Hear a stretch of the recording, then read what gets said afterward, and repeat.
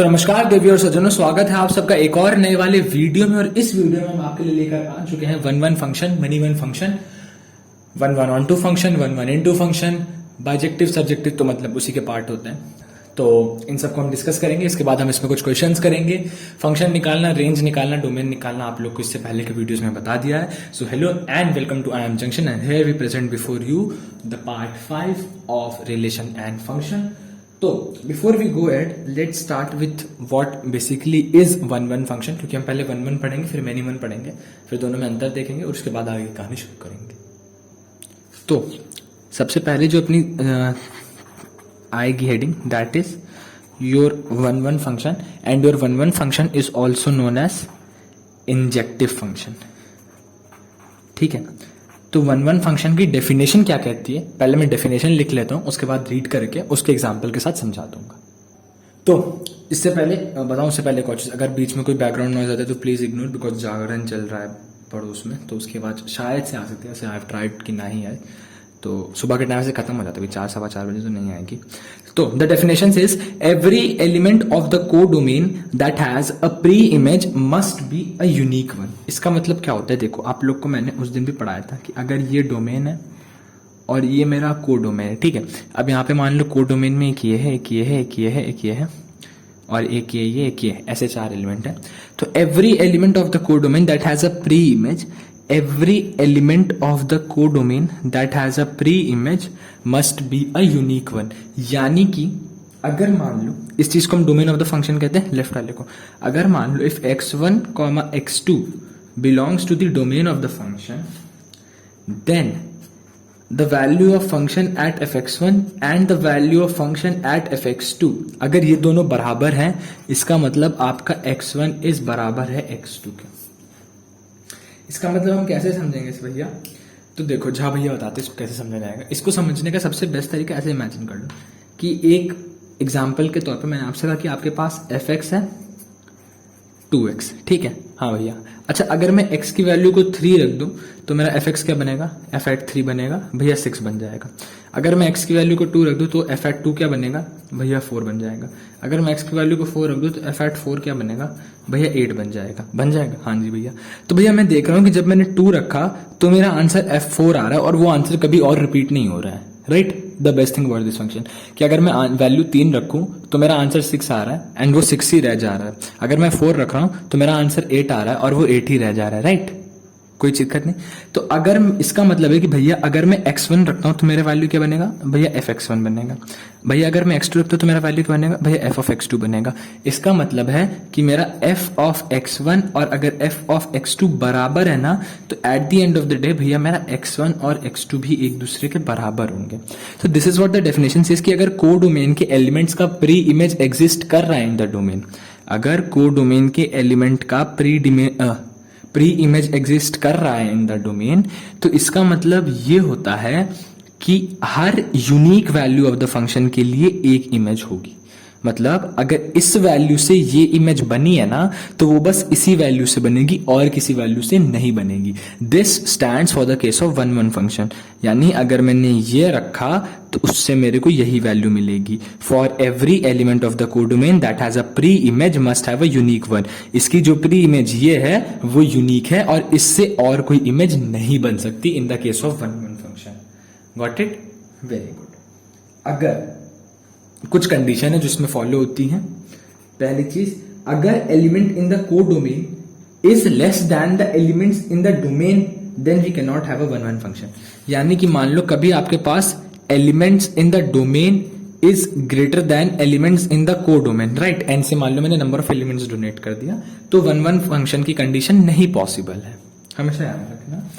अगर लिख देता हूं यहाँ पे, आप लोग भी लिख लो, elements in codomain is less than the elements in domain,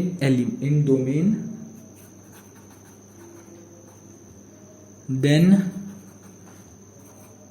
we can't have a one one function। तुम मतलब तुम ONE 1 लिखना, मैंने तो जगह कम थी इसलिए 1 1 ऐसे लिख दिया, ठीक है। एंड सेकंड वही जो मैं एक्सप्लेन कर रहा हूं, no two element of codomain, CD लिख दे तुम, कोडोमेन लिखना, have the same pre image, have the same pre image, मतलब एक तीर से एक ही निशाना लगेगा और उस तीर से दूसरा निशाना वो वाला नहीं लगेगा। ठीक है, अगर मान लो एक तीर ने एक एप्पल को हिट कर दिया है तो उस एप्पल को तुम किसी दूसरे तीर से भी हिट नहीं कर सकते। वो तीर फिक्स हो गया कि भाई अगर लक्ष्मण के तीर से एप्पल टूटा है तो वो लक्ष्मण के तीर से ही एप्पल टूट सकता है, फिर राम जी के तीर से वो एप्पल नहीं टूटेगा। Keep this thing in your mind. ठीक, अगर element in codomain is less than the element in domain, then we can't have a 1-1 function. ठीक, और no two elements of the codomain have the same pre image. दूसरा वाला point देख लो, और किसी को लिखना है कुछ तो जैसे लिखते रात को जब मैं बोलता हूँ, right. That was for 1-1 function. अब मैनी 1 फंक्शन की डेफिनेशन लिखता हूं। When in a function if a codomain two elements, codomains, ठीक है यार इंग्लिश बहुत वीक है, if a codomains two element have the same pre image then it is a many 1 function. ये many 1 function की definition होती है। और दूसरी डेफिनेशन है when two elements of the domain have the same image. भैया इसका मतलब क्या होता है को मैं बता दे रहा हूँ। दोनों डेफिनेशन डिस्कस कर लेते हैं। एक कॉन्वेक्स लेंस, ये कॉन्वेक्स होता है, कॉनकेव होता है, कॉन्वेक्स होता है शायद, हाँ ये कॉन्वेक्स होता है। हाँ, दो कॉन्वेक्स लेंस बनाते हैं, एक बार ये डोमेन है, एक बार ये कोडोमेन है, एक बार ये डोमेन है, एक बार ये कोडोमेन है। ठीक है, पहले example, when in a function if codomains two element have the same pre image, मतलब कि टक टक टक टक, ठीक है, टक टक टक टक। इसका मतलब होता है कि इस वैल्यू से भी यही आंसर आ रहा है एंड इस वैल्यू से भी यही आंसर आ रहा है। ठीक है, दो एलिमेंट आपने लिए, फॉर एग्जाम्पल -1 +1 -2 +2, और यहां पे था 1 and 4, and your function at this case is x²। अब आप -2 रखो अगर x में तो भी +4 आंसर आएगा, +2 रखो तो भी +4 ही आंसर आएगा। यानी कि दो तीर से एक निशाना लगाया जा सकता है, जो मैंने उस दिन भी कहा था। एक तीर से दो निशाना लगाना is not at all possible, लेकिन दो तीर से एक निशाना लगाना इज 110% पॉसिबल। मतलब चांस ज्यादा है, राइट। अर्जुन का निशाना भी इतना पक्का था कि वो दो तीर से एक निशाना लगा ले, लेकिन एक तीर से दो निशाना लगाना अब प्रैक्टिकली पॉसिबल नहीं। In the case of many 1 function उनके लिए जरूर पॉसिबल था। ठीक, अब देखो,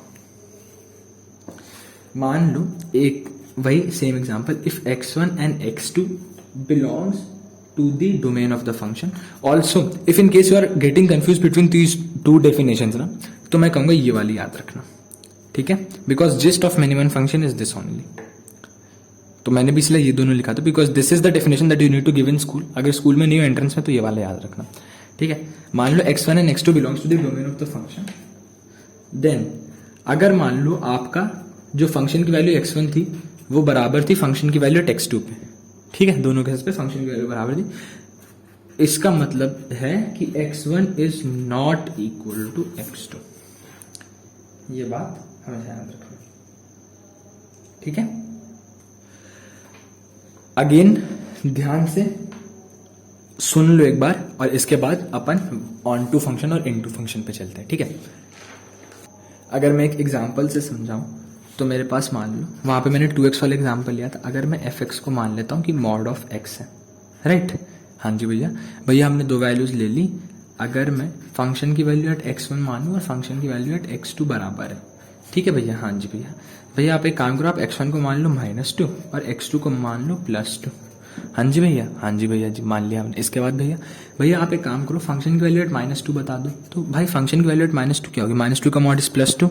हाँ जी भैया, फंक्शन की वैल्यू एट +2 क्या होगी? It will remain +2 only. तो भैया हमने देखा कि फंक्शन की value at x1 is equal to function की वैल्यू एट x2, राइट। हाँ जी भैया, फंक्शन की value at x1 is equal to the function की वैल्यू एट x2। तो फंक्शन की value at x1 is equal to the function की value at x2। इसका मतलब है कि, लेकिन भैया हमारा क्या x1 और x2 बराबर है? नहीं भैया, x1 और x2 तो बराबर नहीं, क्योंकि मेरा x1 plus two x2 minus two मतलब x2 plus two x1 minus two है। तो this is many one function कि आपके दो डिफरेंट इमेजेस से answer in the codomain was same. ठीक, यहां पे मैंने -1 + 1 या फिर दो डिफरेंट इमेजेस से answer in the codomain was same. This is the meaning of many one function, right. चलो, very nice. Now we are moving towards onto function and into function, right. तो heading डाल देंगे onto function and, oh sorry दिखा नहीं होगा, into function, right. Onto function and into function. चलो मान लेते हैं अपन अगेन दो बनाएंगे कॉन्वेक्स लेंस। मुझसे बनता नहीं है, मेरी ड्राइंग कभी अच्छी नहीं थी, तो आई am very sorry for that. A1 A2 A3 B1 B2 B3, इस बार 4, तो A1 A2 A3 A4 B1 B2 B3। ठीक, अब देखो कंडीशन क्या कहती है। कंडीशन ये कहती है if codomain is equal to the range, then it is an onto function, and if range is a proper subset of the codomain, then it is a into function. Very sorry for the noise, I know noise आ रही होगी, जो लोग headphone लगा के सुन रहे हैं उनको तो पक्का आ रही होगी, बट मैं ट्राई करूंगा कि मैं अपनी वॉल्यूम को दुगना कर दूंगा एडिट करते वक्त, तो maybe that problem will be solve. तो if your codomain is equal to range, it is your onto function. If range is a proper subset of codomain, it is an into function. अब तुम अच्छे से भूल चुके हो कि भैया रेंज क्या होता है और कोडोमेन क्या होता है, राइट। तो मैं यहाँ पे मान लेता हूँ कि A1 A2 A3 A4 भैया हमारे 4 एलिमेंट्स थे, और भैया यहाँ पे हमारे X Y Z P हमारे 4 वो थे। भैया X को रखने पे मेरा A1 आया, Y पे रखने पे A2 आया, और Z और P पे रखने पे मेरा A3 आया। यानी कि मेरी कोडोमेन क्या थी भैया? भैया मेरी कोडोमेन थी A1 A2 A3 A4, right भैया? हाँ भैया, मेरी कोडोमेन थी A1 A2 A3 A4। ये तो ठीक है भैया। तो भैया हमारी रेंज क्या हो गई? भैया मैंने देखा कि मेरी कोडोमेन में से बस A1 A2 A3 3 वैल्यू का ही काम हुआ। हाँ जी भैया, A1 A2 A3 हमने बस 3 वैल्यू का ही काम किया। तो भैया मेरी रेंज क्या होगी? भैया मेरी रेंज होगी A1 A2 A3, राइट भैया? हाँ जी भैया। तो जो मेरी रेंज थी, अगर मेरी रेंज कोडोमेन का सबसेट है तो वो इनटू फंक्शन है। जैसे यहाँ पे रेंज के बस A1 A2 A3 3 वैल्यू का यूज हुआ, चौथी वैल्यू रह गई, तो range is a subset of the codomain, इसीलिए ये एक इनटू फंक्शन का एग्जांपल है। बट यहीं पे अगर मेरे P से A4 आ जाता आंसर, तीर को मैंने थोड़ा सा टेढ़ा कर दिया तो इग्नोर करो। अगर मेरा A1 A2 A3 A4 सारे एलिमेंट यूज हो जाते, अगर मेरे रेंज में A1 A2 A3 A4 सारे एलिमेंट्स यूज हो जाते, तो जो मेरा रेंज था वो कोडोमेन के बराबर हो जाता, और इसीलिए भैया अब ये एक ऑन टू फंक्शन का एग्जांपल हो गया। तो जब my codomain is equal to range, that is an example of an onto function, and when my range is a subset of codomain, that is an example of an into function. Got this? Into और onto में यही चीज मैं यहाँ पे बताता हूँ। मान लो this is our block for into function and this is our block for onto function, ठीक है? Just to differentiate between the heading. तो भैया A1 को डालने पे B1 आया, A2 को डालने पे B2 आया, और A3 को डालने पे भी B2 आया। और भैया यहाँ पे A1 को डालने पे B1, A2 को डालने पे B2, A3 को डालने पे B2, A4 को डालने पे B3। तो यहाँ पे भैया मेरे सारे एलिमेंट का यूज हो गया, इसीलिए ये वाला मेरा ऑन टू फंक्शन बन गया, और ये वाला भैया मेरा इन टू फंक्शन बन गया, राइट? जब कोडोमेन और रेंज बराबर हो जाए then it is an onto function. जब रेंज एक सबसेट हो जाए कोडोमेन का then it is an into function. I hope I am very clear with what I just said, right? चलो, with that being said, now we are moving towards many one onto, one one onto, many one into and one one into। ये 4 type के function पढ़ेंगे because it's very important. इसके बाद जो question आएंगे उसमें उनका कंसेप्ट आएगा। तो लेट्स गो। चलो, तो now we are coming towards one one onto and one one into. But before we go ahead, मैं एक चीज ऑन टू में बताना भूल गया कि जो हमारा ऑन टू फंक्शन होता है ना, उसको हम ये भी कहते हैं सर्जेक्टिव फंक्शन। यहीं पे लिख देता हूँ हेडिंग में, onto function is also known as surjective. आप पूछोगे भैया क्या हम one one function many one function कुछ कहते हैं? नहीं। इनटू फंक्शन को, ये बस ऑन टू फंक्शन का गुंडा राज है कि उसको हम सर्जेक्टिव कहते हैं, ठीक है? चलो अब हम आ जाते हैं अपनी कहानी पे कि when is a function 1 1 as well as onto, right. मैं चाहता तो मैं पहले से एरो डायग्राम बना लेता, बट मैं आप लोग के साथ बनाना चाहता हूँ। तो मेरा 1 1 फंक्शन कहता क्या है भैया? मेरा 1 1 फंक्शन कहता है कि एक तीर से एक निशान है और वो निशाने रिपीट नहीं होने चाहिए। हाँ जी भैया। और मेरा ऑन टू फंक्शन क्या कहता है भैया? मेरा ऑन टू फंक्शन कहता है कि मेरे कोडोमेन के सारे एलिमेंट का यूज होना चाहिए। तो जब मैंने A1 से B1 को डाला, A2 से B2, A3 से B3 और मैं एक चौथा एलिमेंट मान लेता हूँ A4 से B4। पहली चीज जो रहती है 1 1 एंड ऑन टू फंक्शन में, वो कि number of elements in set A is equal to the number of elements in set B। अगर मैं इसको सेट A और इसको मैं सेट B मान लूँ, राइट। तो हमेशा याद रखना the first thing is that the number of elements in set A is equal to the number of elements in set B। This is the first thing. A4 का connection B4 से। तो अब आप देखो भैया एक तीर से एक ही निशाना लग रहा है, जो 1 1 फंक्शन की खासियत थी, और सारे एलिमेंट का यूज हो रहा है, जो कि ऑन टू फंक्शन की खासियत थी, करेक्ट। हाँ जी भैया। Coming towards the 1 1 into also 1 1 on 2 functions are known as bijective function। तो याद रखना। अभी एक और चीज बताऊंगा जो सबसे इंपॉर्टेंट है आपके लिए, दैट इज 1 1 on 2 ओनली। इसलिए अगर नहीं समझ में आया तो फिर से सुन लो। 1 1 की कंडीशन कहती है एक तीर से एक निशाना। वो निशान ऐसे भी हो सकता है, टेढ़ टेढ़ा मेरा जा सकता है, बट स्टिल मैंने बताया नहीं। तो एक तीर से एक निशाना 1 1 कहता है, ऑन टू कहता है कि सारे एलिमेंट का यूज हो जाए, range should be equal to the codomain. तो ये फंक्शन 1 1 on 2 हो गया। अब भैया 1 1 into पे आ जाओ। ओह अच्छा बन गया यार कॉन्वेक्स लेंस, थोड़ा स्लैंटिंग बना बट मस्त बना है। A1 A2 A3 A4, right. हाँ जी भैया। B1 B2 B3 B4 B5 B6, ये B6 भी एक एलिमेंट मान लिया मैंने। तो मैंने कहा भैया A1 से मेरा B2 आ गया, A2 से मेरा B1 आ गया, A3 से मेरा B5 आ गया एंड O4 से मेरा B3 आ गया। तो आपने कहा ठीक है भैया 1 1 की कंडीशन को मैच कर गया। हाँ भैया 1 1 की कंडीशन को मैच कर गया, बिकॉज एक तीर से एक ही निशाना लगा है और सारे तीर का इस्तेमाल हमने कर लिया, तो 1 1 की कंडीशन को मैच कर गया। अच्छा भैया वेरी गुड। क्या ये ऑन इनटू की फंक्शन की कंडीशन को मैच कर गया? हाँ भैया, क्योंकि हमारा जो कोडोमेन है, कोडोमेन तो B1 B2 B3 B4 B5 B6 तक है। हाँ जी भैया। और मेरा रेंज क्या आ रहा है भैया? मेरा रेंज आ रहा है B1 B2 B3 and B5। क्यों भैया? बस यही चार क्यों? क्योंकि भैया मैंने B1 B2 B3 और B5 इन चार एलिमेंट्स को यूज किया। B4 और B6 की प्री इमेज नहीं एग्जिस्ट कर रही थी, राइट। तो क्या इसने मेरे इनटू फंक्शन की कंडीशन को सेटिस्फाई कर दिया? हाँ जी भैया। तो ये मेरा 1 1 into बन गया। हाँ जी भैया। अब इसमें याद रखा कि number of elements in set B is always greater than the number of elements in set B। अगर ये मेरा A है और ये मेरा B, for a condition to be 1 1 into, right. चलो भैया अब हम मनी 1 on 2 पे आ जाते हैं। तो भैया मनी 1 on 2 में क्या कंडीशन होती है? मान लो हमारा सेट 1 है और ये मेरा set B A B। As a matter of fact A में एलिमेंट ज़्यादा होंगे, मैंने A को ही छोटा बना दिया। A1 A2 A3 A4, right. हाँ भैया। और ये क्या भैया? ये B1 ये B2 और ये B3, राइट। भैया A1 से मेरा तीर गया B1, A2 से भी मेरा तीर का निशाना गया B1, A3 से गया B2, A4 से गया B3। भैया मेरे को एक बात बताओ, भैया क्या इसने मैनी 1 कंडीशन को फॉलो करा है?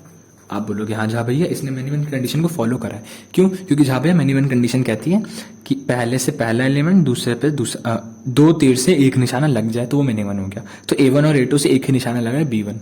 हाँ जी भैया। और क्या इसने ऑन टू फंक्शन की कंडीशन को वो सेटिस्फाई करा है? हाँ जी भैया इसने ऑन टू फंक्शन की कंडीशन को भी सेटिस्फाई करा है, बिकॉज रेंज के सारे elements are a part of codomain, right. इसी के elements, this is the codomain B1 B2 and B3 and B1 B2 B3 is our range. For the case of many 1 on 2, number of elements in set A is always greater than the number of elements in set B. Last is many 1 into। तो ये मेरा बना पहला, ये मेरा बना दूसरा। इसमें थे A1 A2 A3 A4 और भैया इसमें था B1 B2 B3 B4। भैया पहली कंडीशन तो ये कि दो तीर से एक निशाना लग सकता है, राइट। हाँ जी भैया। उसके बाद भैया A3 से B3 बना और A4 से B4 बना। हाँ जी भैया। तो क्या इसने मैनी 1 की कंडीशन को फुलफिल कर दिया? हाँ जी भैया फुलफिल कर दिया। क्या इसने ऑन टू की कंडीशन को फुलफिल किया? नहीं भैया ऑन टू की कंडीशन को फुलफिल नहीं किया, क्योंकि B2 यूज नहीं हुआ है। क्या इसने N2 के कंडीशन को वो करा, प्रूफ करा? हाँ जी भैया, बिकॉज यहाँ पे range is B1 B3 B4 and codomain is B1 B2 B3 B4, so 1 element is left, इसीलिए range is a proper subset of the codomain वाली कंडीशन फुलफिल हो गई है, इसीलिए इसने N2 की कंडीशन को फुलफिल कर दिया, right. This is an example of many 1 into function. अब आप पूछेंगे कि भैया इसमें नंबर ऑफ एलिमेंट्स का क्या रिलेशन होता है? तो as you can see number of elements here are same, ठीक है, बट हर बार सेम हो जरूरी नहीं, इसलिए हम इसमें नहीं लिखते हैं कि बराबर होगा या ग्रेटर देन होगा या लेस देन होगा। ठीक है, जो बेसिक मतलब वो नंबर ऑफ एलिमेंट से कहीं पर भी नहीं है। जो बेसिक मतलब है हमारा वो हमारा many one into many one onto number of है कि नहीं उससे था। एंड नाउ अब सुनो एक काम की बात जो मैंने अभी तक नहीं बताया, वो अब बताऊंगा कि इनवर्स ऑफ द फंक्शन पढ़ाया था मैंने, ठीक है, इनवर्स ऑफ द फंक्शन अगर नहीं पढ़ाया तो अब बता देता हूं कि क्या होता है। अभी क्वेश्चंस आएंगे उसी में बता दूंगा कि inverse of the functions are possible only for bijective function. अच्छा भैया, हाँ जी भैया, बाइजेक्टिव फंक्शन कौन सा होता है भैया? बाइजेक्टिव फंक्शन आपने बताया बाइजेक्टिव फंक्शन होता है 1 1 ऑन 2 का, राइट। हाँ, तो इनवर्स आपका 1 1 ऑन 2 के लिए पॉसिबल है। अब आप कहोगे भैया 1 1 इंटू के लिए पॉसिबल क्यों नहीं? तो सुनो, इसमें इसलिए पॉसिबल नहीं है बिकॉज हमारे B4 और B6 दो एलिमेंट्स हैं जिनका प्री इमेज सेट ए में नहीं था, राइट। अब ब्लैक से लिख रहा हूं, ध्यान देना, B4 और B6 हमारे दो एलिमेंट थे भैया कोडोमेन में जिनका प्री इमेज सेट ए में एग्जिस्ट नहीं कर रहा था, ठीक है। हाँ जी भैया, फिर आप कहोगे भैया मैनी वन और ऑन टू में क्यों नहीं था? मैनी वन ऑन टू में नहीं था बिकॉज हमारा जो एलिमेंट B1 है ना, हाँ जी भैया, इसके कितने प्री इमेज हैं भैया? इसके 2 प्री इमेज हो गए। अरे बाप रे, हाँ भैया, अगर B1 का उल्टा A1 आ रहा है और B1 से A2 भी आ रहा है तो इसके 2 प्री इमेज हो गए, इसीलिए इसके केस में भी इनवर्स डज नॉट एग्जिस्ट। आप कहोगे भैया मैनी वन इंटू में, तो जो हमने 1 1 इंटू में पढ़ा और जो मैनी वन ऑन टू में पढ़ा वही रीजन है कि पहली चीज तो यार ये देखो कि B2 का कोई प्री इमेज ही नहीं है, राइट। तो ऑन इंटू फंक्शन तो इसलिए नहीं हुआ, और दूसरी चीज B1 के वापस से 2 प्री इमेज हो गए, राइट। हाँ जी भैया, तो B1 के 2 प्री इमेज और B2 का प्री इमेज नहीं होने की वजह से ये फंक्शन भी हमारा इनवर्स इसका भी पॉसिबल नहीं है। इसलिए out of the 4 functions that I just taught you 1 1 onto 1 1 into many one onto and many one into, उसमें से सिर्फ 1 1 ऑन टू फंक्शन का ही इनवर्स पॉसिबल है। समझ में आया? Very good. See it's very important to get these concept, ठीक है। फंक्शंस की बहुत ही बेसिक चीज है, मतलब तो फंक्शन खत्म हो गया पिछली बार इन द पार्ट 5, इसमें खत्म कर दूंगा कुछ क्वेश्चंस के बाद और फंक्शंस आपका खत्म हो जाएगा। और पार्ट 6 क्या होगा ना, वो जरूर देखना, बिकॉज जो क्वेश्चन आते हैं fx1 dot 1 f upon 1x1 या फिर fx1 dot fx2 plus fx3 and so on up till n terms, ऐसे वाले जो फंक्शन के क्वेश्चंस आते हैं ना in IPMAT and aptitude exams, इसके बाद वो करने जाएंगे, उसकी ट्रिक भी बता देंगे आपको, तो टेंशन मतलब सब होगा यहाँ पे, सब कवर होगा। एंड वो वीडियो देखने के बाद पार्ट 6 ऑफ द फंक्शंस देखने के बाद you will be pretty sure of फोड़ दोगे क्वेश्चन फंक्शंस के, ये तो मैं कह सकता, ठीक है। वेरी गुड, चलो अब देखो ये क्वेश्चन है, function fx is equal to x square minus 4x plus 5, right. This is a 1 1 onto function ये गिवन है। Function is defined from 2a to infinity to a नहीं है। इस लाइन का मतलब ये नहीं कि that the function is defined from 2 to infinity to a। इसका मतलब जब भी फंक्शन ऐसे लिखा होगा ना, भी आगे वाले क्वेश्चन में भी लिखूंगा, अगर ये चीज लिखा है इसका मतलब है कि this part is the domain of the function and this a is your को डोमेन ऑफ द फंक्शन, ठीक है। अभी बहुत जगह देखना फंक्शन ऐसे भी लिखा होगा R to R, इसका मतलब domain is the set of all real numbers and the codomain is also the set of all real numbers, right. तो function fx is this and this function is domain of the function ये है और codomain इसका a है। This is 1 1 as well as onto function, आपको a निकालना है। तो मैंने कहा पहली चीज तो यार कि हमारा ऑन टू 1 1 और ऑन टू कंडीशन के अकॉर्डिंग ऑन टू हमसे ये कहता है कि range is equal to the codomain, right. हाँ जी भैया, तो यानी कि अगर मैं रेंज निकाल दूं इस फंक्शन fx की, तो isn't that my range going to be my a? हाँ भैया, क्योंकि range is equal to codomain और a is my codomain only. तो मैंने कहा बहुत बढ़िया बच्चा, तो ऐसा करते हैं अपन फंक्शन लेते हैं x square minus 4x plus 5 और इसका रेंज निकालते हैं। रेंज निकालने के लिए भैया मैंने इसको मान लिया y, राइट। हाँ जी भैया, अब भैया क्या करें, तो भैया मैंने देखा कि ये मेरा बन रहा है eight the end of the day x minus 2 का होल स्क्वायर प्लस 1। कैसे भैया? भैया x माइनस 2 का होल स्क्वायर करो भैया तो बनेगा x square plus 4 minus 4x, right. X square plus 4 minus 4x plus 4 plus 1 plus 5 बन गया। माइनस 4x देख के मेरे को आइडिया आ गया कि भाई मैं इसको x माइनस 2 का होल स्क्वायर लिख सकता हूँ, राइट। तो भैया मेरा बन गया y equal to x minus two whole square. अच्छा मेरे को अगर इस पोर्शन को x वाले पोर्शन को जीरो करना है तो मेरे को x की वैल्यू क्या रखनी होगी भैया, मेरे को x वैल्यू रखनी होगी 2। मैंने पहले बताया कि x की वैल्यू जो भी रखते that is our domain of the function. Question में ऑलरेडी लिखा है कि my domain of the function is defined from 2 to infinity. तो मैंने x की वैल्यू 2 रख दी तो मेरी y की वैल्यू क्या आई 1 फॉर एट x की वैल्यू एट 2। भैया अगर मैं x की वैल्यू 3 रख दूँ तो मेरे y की वैल्यू क्या आएगी 3। भैया ये रखने पे मेरी वैल्यू आ रही है 2। अगर मैं x की वैल्यू 4 रख दूँ तो क्या आएगी, it will come out to be as 4 minus 2 यानी 2 का whole square 4 plus 1 that is 5, right. हाँ जी भैया। तो भैया मेरा डोमेन ऑफ द फंक्शन क्या है भैया, मेरा domain of the function is 2 3 4, right. हाँ भैया। तो दैट मीन्स कि my x will go from 2 to infinity. हाँ जी भैया। If x goes from 2 to infinity this implies that my y will go from 1 to infinity. हाँ जी भैया 1 2 5 ये सारे एलिमेंट्स को उठाता जाएगा। तो इसीलिए मेरा y अगर 1 से इन्फिनिटी जाएगा तो मेरा रेंज क्या हो गया भैया, भैया मेरा रेंज हो गया 1 कॉमा इन्फिनिटी। और जो मेरा रेंज है वही मेरा कोडोमेन होगा because the function given to me is an onto function, right. So this is how you need to solve it. अब देखो इस क्वेश्चन में कह रहा है कि a function is defined from R to R। नहीं, इसका मतलब है कि फंक्शन की डोमेन R है और इसका कोडोमेन भी R है। R मतलब set of all real numbers. What is your function, the function is 3 minus 4x। हमसे क्वेश्चन पूछ रहा है कि tell me if it is a bijective function और नॉट। अब देखो आपको भैया बाइजेक्टिव फंक्शन क्या, वो तो मैं ऐसे ही निकाल दूं, कोई बड़ी बात नहीं है। इतना हल्का क्वेश्चन थोड़ी ना आएगा। क्वेश्चन में एग्जाम में क्या आ जाएगा, 4 ऑप्शन दे देगा कि बाइजेक्टिव है, सर्जेक्टिव है, इंजेक्टिव है। मतलब बाइजेक्टिव है या 1 1 ऑन 2 है, मेनी 1 ऑन 2 है, या सारे टाइप्स के चारों type 1 1 on 2 1 1 into many 1 on 2 many 1 into, ये 4 ऑप्शन होंगे। आपको बताना होगा सही है। मैं यहाँ पे बता दे रहा हूँ कि बाइजेक्टिव है, हमें सीधा प्रूफ करना है। तो भैया आपने कहा भैया बाइजेक्टिव के जो पहली कंडीशन है f at x1 is equal to f at x2, तो that implies my x1 is equal to x2। ये चीज़ अगर प्रूव हो गया तो मेरे 1 1 की कंडीशन सेटिस्फाई हो जाएगी। हाँ जी भैया। हाँ भैया। तो भैया मैंने पुट कर दिया x1 इन fx1, तो मेरा आंसर आता है 3 minus 4x1 is equal to 3 minus 4x2। यार है। हाँ भैया। 3 3 कैंसिल हो गया। हाँ भैया। क्या बचता है भैया, minus 4x1 is equal to minus 4x2। Minus 4 cancel हो गया तो मेरा x1 इक्वल टू x2 नहीं आ गया। हाँ भैया आ गया। तो क्या मेरा फंक्शन 1 1 हो गया। हाँ भैया मेरा फंक्शन 1 1 हो गया।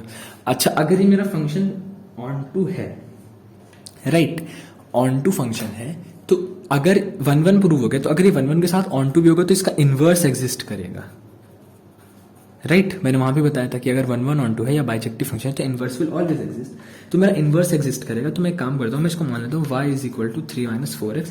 देख लो इनवर्स निकालने का यही तरीका होता है। अगर मैं साइन वाइन को माइनस को उधर कर दूं तो मेरा आएगा 4x is equal to 3 minus y, right. हाँ जैसे तो मेरा x की वैल्यू क्या आएगी भैया, मेरे x की वैल्यू आ जाएगी 3 माइनस y बाई 4। अब एक बात बताओ, x की value is 3 minus y by 4, right. हाँ जी। अगर मैं तुमसे पूछूं कि यहां पे मैं y की कोई भी वैल्यू डाल सकता हूं क्या, हाँ भैया आप कोई भी वैल्यू डाल दो। क्यों, मैंने रेंज निकालने के लिए मैंने 2 ही चीज कही थी, हमेशा याद रखना कि रूट के अंदर कभी नेगेटिव ना बने। तो रूट का कहानी तो यहाँ पे होगा नहीं। डिनोमिनेटर में कभी 0 ना बने, तो भैया डिनोमिनेटर में अपना 4 कांस्टेंट है, तो मैं y की कोई भी वैल्यू डाल सकता हूँ तो मेरे को x की वैल्यू मिलती जाएगी, राइट। हाँ जी भैया। अब मैंने इनवर्स निकाला है, मैंने बिकॉज पूरी इक्वेशन को y से लेके x की टर्म्स में एक्सप्रेस कर दिया। पहले मेरी इक्वेशन y थी जो कि x की टर्म्स में एक्सप्रेस थी, बट अब मेरी इक्वेशन x है जो कि y की टर्म्स में एक्सप्रेस्ड हो गई है। तो मैं इसको जो भी मैं y की वैल्यू रखूंगा उससे मुझे x की वैल्यू मिलती जाएगी। याद रखना थोड़ा कंफ्यूजिंग, बट जो मैं y की वैल्यू रखूंगा उससे मेरे को x की वैल्यू मिलती जाएगी। हाँ जी भैया मिलती जाएगी। तो अगर मेरे को y की वैल्यू रखने पे x की वैल्यू मिलती जाएगी, इसका मतलब है कि यहां पे इस वक्त y मेरा डोमेन का काम कर रहा है। हाँ जी भैया।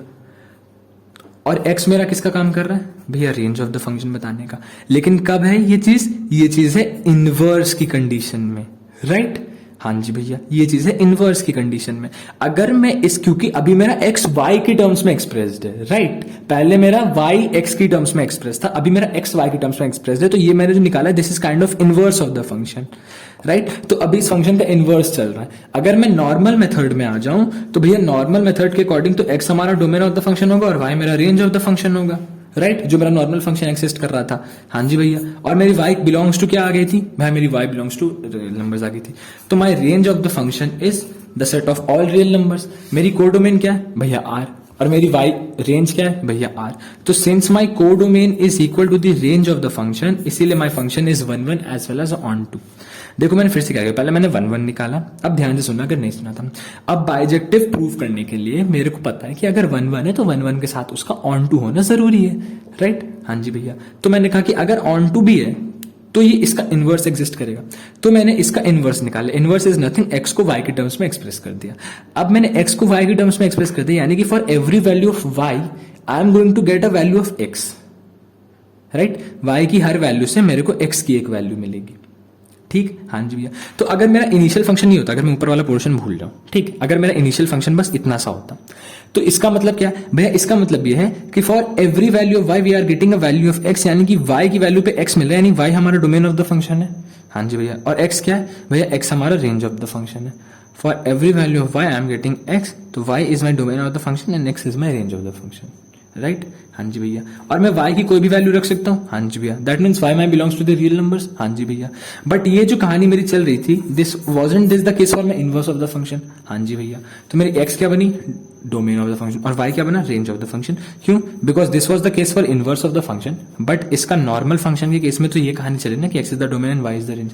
हाँ जी भैया, फिर range of the function is all real numbers, और कोडोमेन मेरे को क्वेश्चन में गिवन था कि is the set of all real numbers, तो मेरा codomain is equal to the range of the function आ गया। डन। हाँ जी भैया, वेरी गुड। अब देखो ये दो क्वेश्चन है, ठीक है। पहली चीज आपका होमवर्क रहेगा कि मेरे को बताओ ये दोनों, यानी f x is equal to x की पावर 4 और ये f x is equal to greatest integer function of x, greatest integer function है ये, क्या ये दोनों क्वेश्चन 1 1 है? मेरे को कमेंट सेक्शन में आंसर चाहिए टाइम 31 मिनट 34 सेकंड्स के साथ कि भैया इस टाइम पे आपने जो क्वेश्चन पूछा उसके अकॉर्डिंग ये दोनों फंक्शन 1 1 है या नहीं है, दोनों। This is your part A and this is your part B, जो सबसे पहले बताएगा उसके कमेंट को पिन किया जाएगा। चलो 1 1 की बात हो गई, अब इनटू पे आते हैं। एक्स की पावर 4, एक बात बताओ, अगर कोई भी नंबर की पावर इवन होती है तो वो हमेशा हमें क्या देगा, एक पॉजिटिव नंबर देगा, राइट। तो अगर मेरा y is equal to x की पावर 4 है, that implies my y is always going to be positive only. X की पावर 4 में तुम कोई भी नंबर डाल दो, कितना भी नेगेटिव हो, राइट। हाँ जी भैया, तो मेरी डोमेन तो set of all real numbers के लिए डिफाइंड है, तो यानी कि मेरे डोमेन में तुम नेगेटिव वैल्यू भी डाल सकते हो, है ना। हाँ, बट अगर मैं नेगेटिव वैल्यू की पावर 4 को, तो at the end of the day बनना तो उसको पॉजिटिव ही, तो y is defined only for positive number. हाँ जी भैया, यानी कि मेरा y belongs to 0, infinity only. हाँ जी भैया, राइट। क्यों, क्योंकि वो हमेशा पॉजिटिव आंसर देगा। तो मेरी रेंज क्या है भैया, मेरी रेंज है गई 0, इन्फिनिटी। भैया अगर रेंज 0, इन्फिनिटी और यहाँ पे इन्होंने कोडोमेन क्या दिया भैया, set of all real numbers, तो 0, infinity is actually a set subset of all real numbers, right. हाँ जी भैया, तो मेरी रेंज जो है ना, my range is a subset of the codomain, इसीलिए this is not an onto function, instead this is a into function. Correct और not, do let me know if I am wrong. मैंने पहले y को x की power 4 माना, फिर मैंने कहा कि भाई मेरी y हमेशा 0 से इन्फिनिटी के बीच में रेंज आएगी। अगर x की वैल्यू को मैं डोमेन कहता हूँ तो y की वैल्यू को मैं रेंज भी कहता हूँ, और अगर मैं y की वैल्यू को रेंज कह रहा हूँ तो मेरी रेंज हमेशा पॉजिटिव आएगी, तो मेरी रेंज हमेशा 0 से इन्फिनिटी रहेगी, प्लस इन्फिनिटी रहेगी, राइट। हाँ जी भैया, तो और मेरी रेंज क्या होगी भैया, 0 से प्लस इन्फिनिटी, और मेरी कोडोमेन क्या थी भैया, set of all real numbers, तो my range is subset of the codomain, इसीलिए this is an into function. This part coming to the B part, that f x is equal to greatest integer function. मैंने उस दिन बताया था कि अगर आप 3.5 डालते हो तो ग्रेटेस्ट इंटीजर फंक्शन क्या आंसर देगा भैया, 3 देगा। अगर मैं 4.5 डालता हूँ तो ग्रेटेस्ट इंटीजर फंक्शन क्या आंसर देगा भैया, 4 देगा। अगर मैं लिखता हूँ 6.7 फिर भी क्या आंसर देगा भैया, 6 देगा। तो मेरा x की मैं कोई भी वैल्यू डालू, x belongs to real numbers है according to the question given में कि डोमेन इज रियल नंबर्स, तो x belongs to real numbers, but my y is equal to mod x में my y is always going to be an integer only, right. हाँ जी भैया, तो my y belongs to the integer and what is my codomain भैया, codomain is set of all real numbers. तो once again our range is not equal to the codomain, therefore or range is a subset of the codomain, therefore this function is also an into function, right। मेरे को इतना पता है कि मेरा y हमेशा एक पॉजिटिव इंटीजर रहेगा और वो कभी भी मेरे कोडोमेन की बराबरी नहीं कर पाएगा, इसीलिए this one is going to be an into function. Correct, got it, very good. So that's all that we had for you in this video of relation and function part 5. With this we wind up the relation and function combined of class 10th 11th 12th. जितना आपने पढ़ा होगा वो सारा relation and function हमने खत्म कर दिया है. There is nothing more to add to relation and function. Set is also done, relation and function is also done. But after this another video of relation and function, that is the part 6, will be coming very soon. Part 6 में हम जो question discuss करेंगे वो बहुत ही famous question है, function से related ही. और उसके बाद जब वो क्वेश्चन हो जाएगा तो उसके side by side now we are very soon going to release the topic videos of trigonometry also, right? Because I had already discuss कि ट्रिग्नोमेट्री आने वाला है, बट वो नहीं आया था because we got some more work to do. मेरे भी एग्जाम चल रहा है, आज भी मेरा एग्जाम है. अभी मैं सुबह कितना टाइम हो गया, 5:13 हो रहा है अभी, ये देखो, ठीक है, दिख नहीं होगा, 5:13 हो रहा है और 8 o'clock पे मेरा एग्जाम है, ठीक है. तो अभी मेरे को पता नहीं है खुद की मैं फंक्शन का वो वीडियो रिकॉर्ड करूंगा या नहीं, I am not sure. But once I am done recording उसके बाद हम ट्रिग्नोमेट्री लेकर आएंगे और ट्रिग्नोमेट्री के साथ साथ लोगैरिथम और मॉड्यूलस को भी हम रिलीज करेंगे. लोगैरिथम के 2 से ज्यादा वीडियो नहीं होंगे. I will try to make it in 1 only if possible. And modulus के वीडियोस हो सकते हैं 5 to 6 या फिर 4 तो मान के चलो, 4 तो कम से कम होंगे मॉड्यूलस के. और उसके बाद मैट्रिसेस एंड डिटर्मिनेंट्स आएगा. मैट्रिसेस एंड डिटर्मिनेंट्स के बाद अपनी हायर मैथ्स की सीरीज कंप्लीटली खत्म. And then we will jump on to the number system because number system is an important topic. So that's all. पढ़ाई करते रहिए. All the very best. Good bye. बहकी सभी जुबां है, हम हैं हजारों में, अब की कमी जरा है, हर चीज खास है. अब है जो है वो समा है, तुम रह सकी तो रबा है. अब है जो है वो समा है, तुम रह सके ऐसी जीत. अब चाहे जिंदगी ऐसी जीत, अब चाहे जिंदगी है.